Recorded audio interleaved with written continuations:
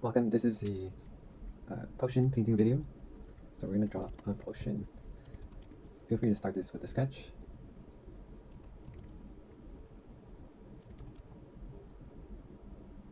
I'll draw the cork, the shape of the bottle,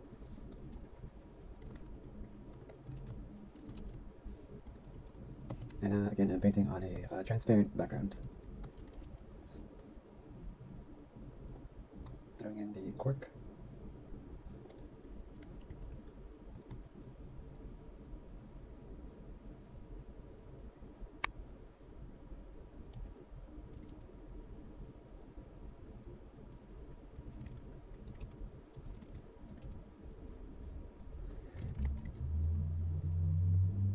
Okay, and now that we have our sketch there, we can also show the how the cork might be visible through the container. I like to have a little bit of a space separating the glass from the liquid inside.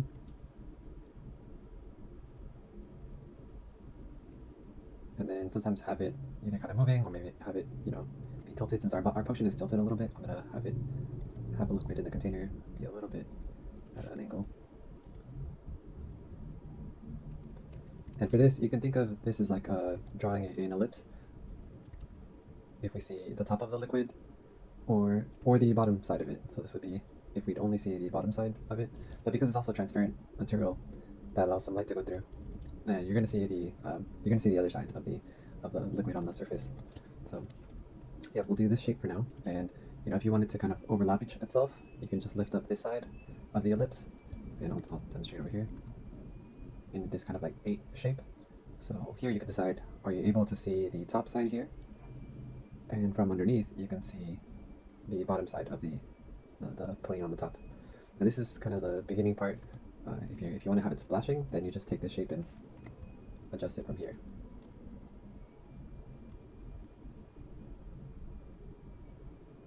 Same for the other side.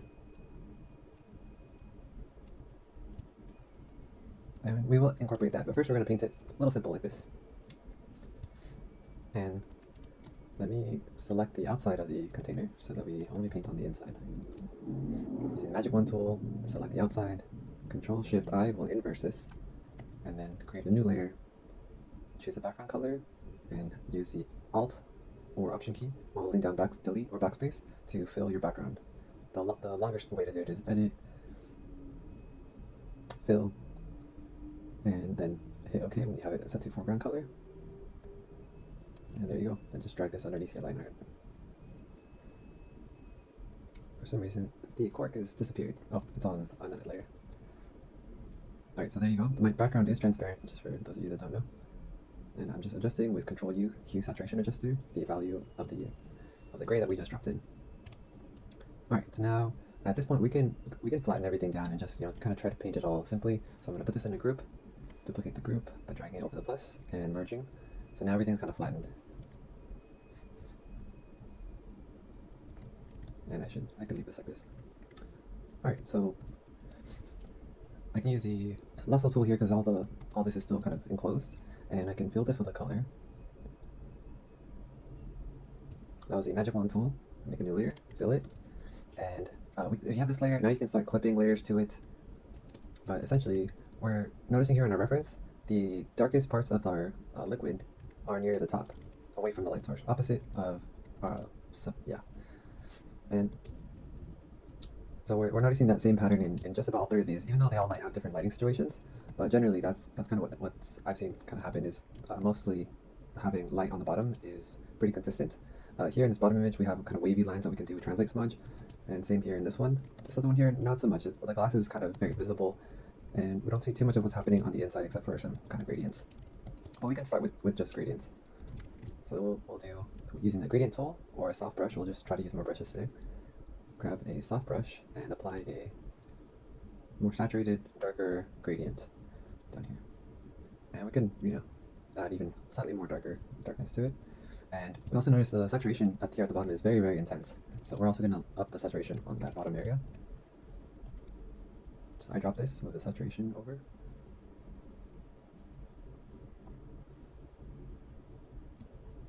Alright. And now at this point is when we can maybe start to play around a little bit I'm looking at both of these, and here we see that the light is hitting, it's creating some saturated area at the top that's brighter, and something similar is kind of happening here. Around the bubble area, it's starting to lighten up a little bit, and up here too, we see a little bit of red near the top before the bubbles form.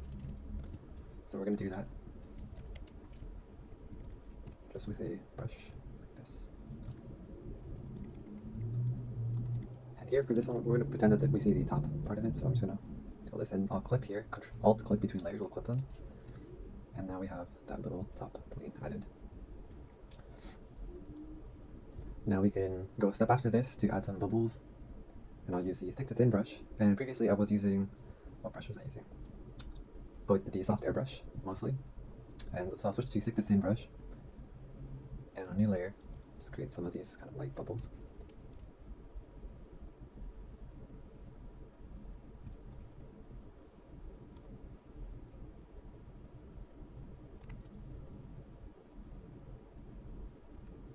Using a triangular eraser. Just having them kind of follow the edge.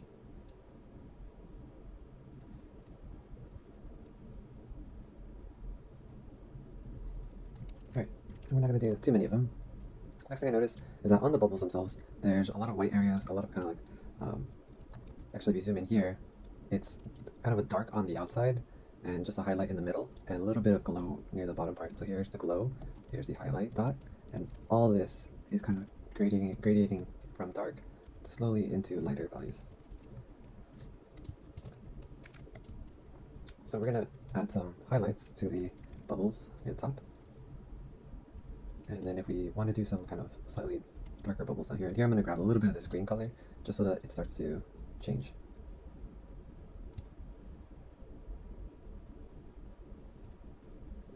And here we're going to do that value that we saw in there, mostly dark, a little bit of glow at the bottom. Here I'm going to use Blend Nice just to soften that up, and then add the little highlight near the top. And that's just kind of one, so we can add a bunch more.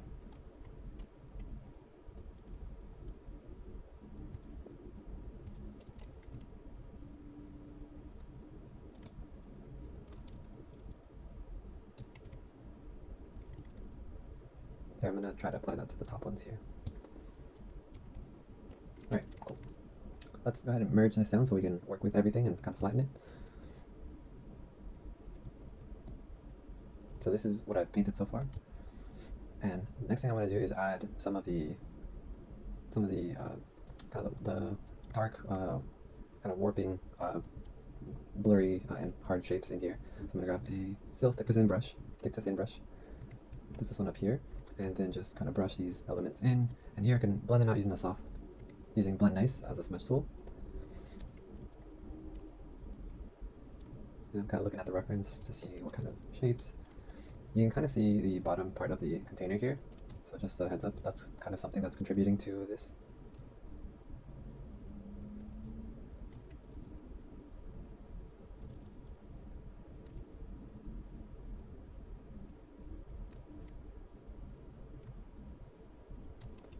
Same on the other side. Just darken this up a little.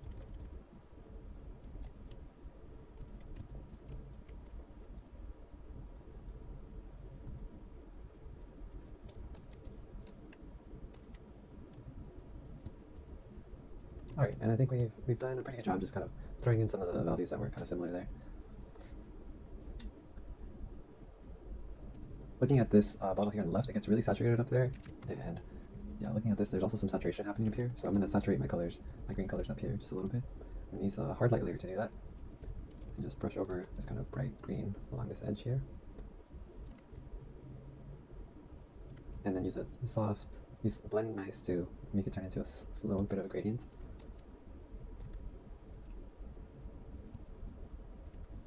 And I'll merge it all down now. I'm going to throw in some highlights into our bubbles that are on the back.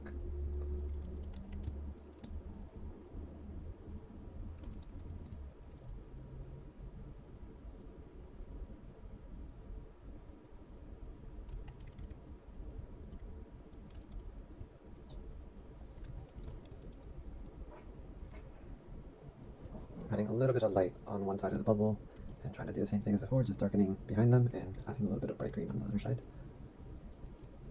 And here we go again, same thing. Alright. And now that this is there, we can maybe add a little bit more saturation, maybe a couple more things that are kind of blending in down here so we don't really see this flat section down here.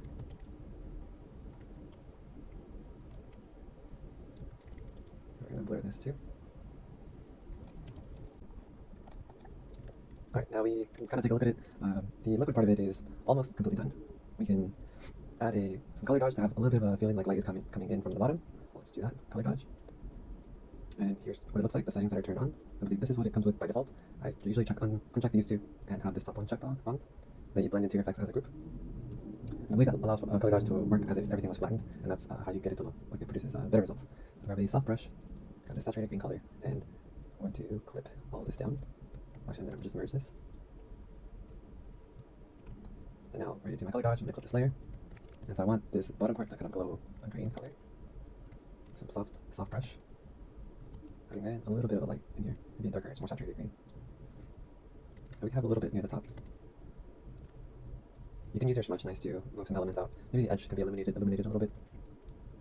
Using smudge nice to push stuff in.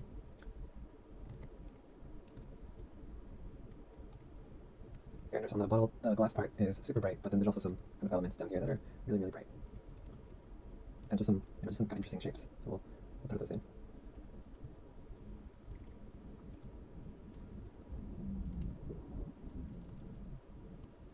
Something that I like about the bottom left reference is that there's a lot of like soft, kind of angular things happening there. So now I can merge this, and I'll duplicate this layer and clip it. I usually do this to avoid going outside of my painting, so I can repeat that, duplicate and clip, and now I can use my translate smudge tool to move some elements around. I'm going to use the softer version, which is just lowering the hardness here to about 20%, and kind of smudging this a little bit.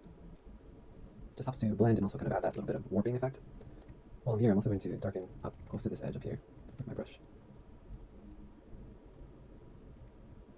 Kind of like that nice contrast created there from the reference image. And then just kind of wiggle that with the translate smudge. I feel like it helps to create that kind of blurriness that you see from the water in there, and kind of helps remove some of the texture.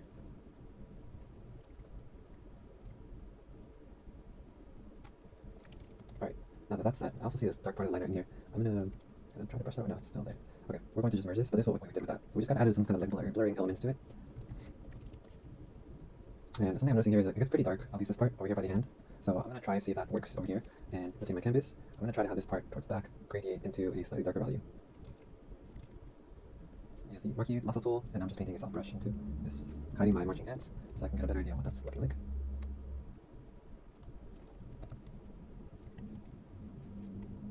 Yeah, I think it will look a little nicer without that little gradient towards the back, so I'll leave that in. And merge again. Now, I think it's pretty much there. The only thing left is kind of just to refine the cork and everything. So I'll just start a layer above my flattened liner here, and just start brushing in those in. Another way is to just use the Fill Lasso tool, and it allows you to drop in some colors. The other way, if you have your liners that are really closed off, you can just Marquee tool, and click over here. So that was the Magic Wand tool click, and then you can hit Alt Backspace to fill it, or you can use the Fill Lasso tool here. It also fills, just a shortcut to fill your selection. And rinse and repeat. You could be doing this on separate layers if you wish. And last one is the glass layer. This, I think I'm going to go for like a light bluish color, almost gray. Alright, here I think I went outside of the potion, because I see some marks here. I'm just going to erase that out.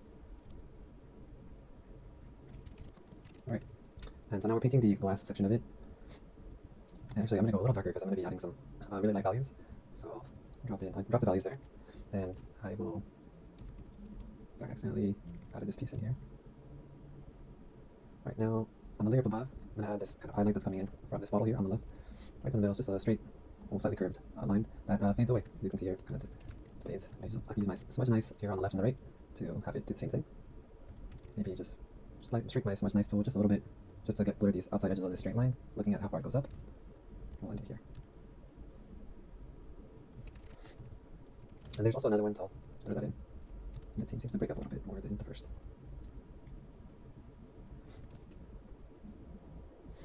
Next, we'll add I think we're almost done here, so we're going to just put this all in a group and duplicate that just to keep a backup. And this would not be a bad place to merge, so I'm going to merge as much of it as I can. Right, except for our highlights. Our highlights are still separate. So now I'm going to add some of the light and gradient that's hitting out from the left and the right using a soft brush with a light value brushing on the right side with white or just another light value. And you can set this to screen or linear dodge, both of these will work.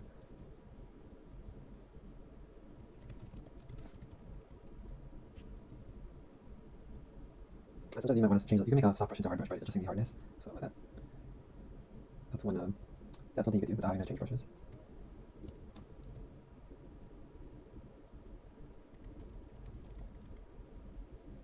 Right now I'm going to go back over this, clipping layers and darkening a little bit more on the left side because if the light's coming in from the right, we can maybe darken a little bit.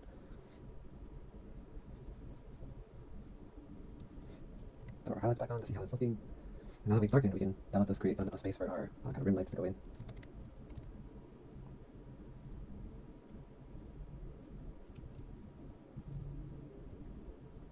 Now for the kind of lip in the bottle, we can do the cork, that's I think pretty straightforward. We use our basic brush here, and then just eyedrop a dark value, maybe a little bit warmer, and just brush. Brush and smudge tool. And then eyedrop, and rinse and repeat. We can try to introduce some colors by dabbing in some colors first. And then as we brush, it'll kind of work its way into the painting. Here we'll add a little bit of a gradient towards the back of the cork. And you can paint and off your lines, and it's fine because you can always clip after. And make this a little darker, a little bit more green, so it kind of matches the color of the bottle. And if the potion is very magical, then it will also kind of have that similar kind of look. Or it'll add some light to the scene.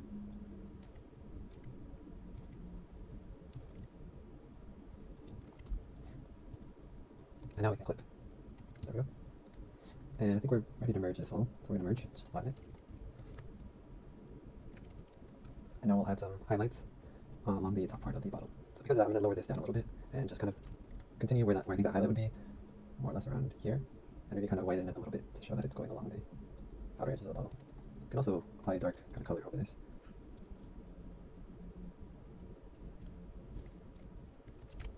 Set this to multiply and then lower the fill to make it look like there's some sort of form there on the edge of that bottle.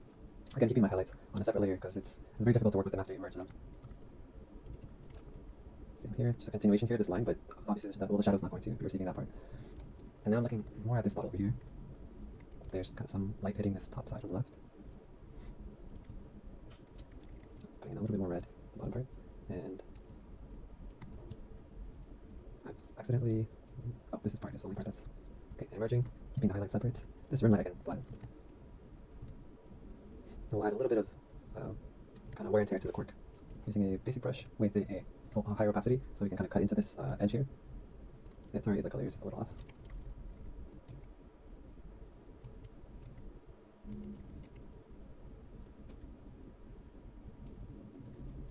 Alright, there we go. Merging this down. And we can make the cork just a little bit brighter here on the left side. Maybe a little bit more saturated.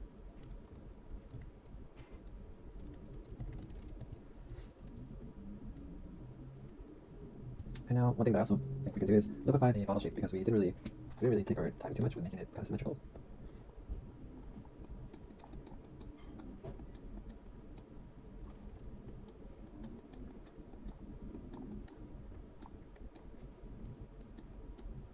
Here we can also add a bit of a taper to it and fix some of the ellipses near the top,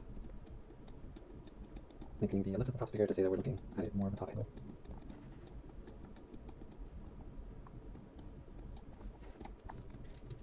Alright.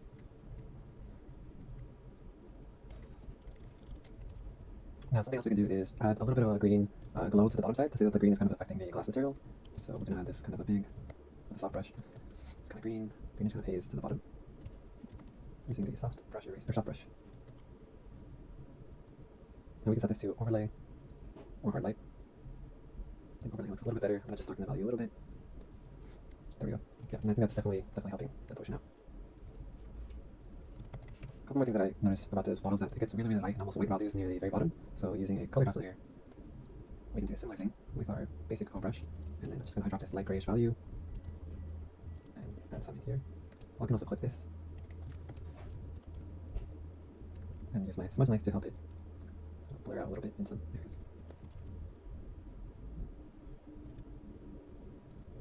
It seems to be more saturated than this, so I'm going to use a hue saturation slider to bring this down a little.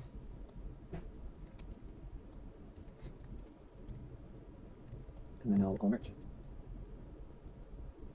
Yeah, I'll kind of repeat that and see if maybe it works if I do here on the right side too.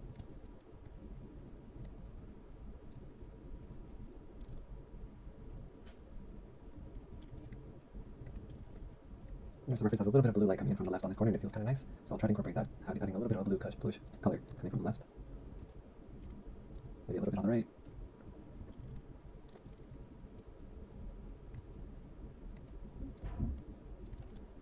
Awesome. And now we can maybe play around with adding a kind of a top kind of gradient up here on this part, depending if you want to make it look like it's curved up here.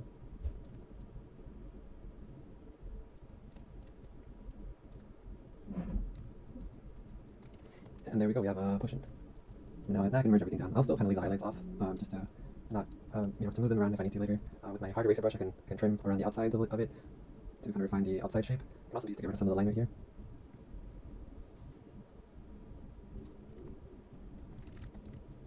And for some reason, I think a little bit of a cast shadow will be nice, just so that our light is kind of hinted at, even if it's not 100% correct.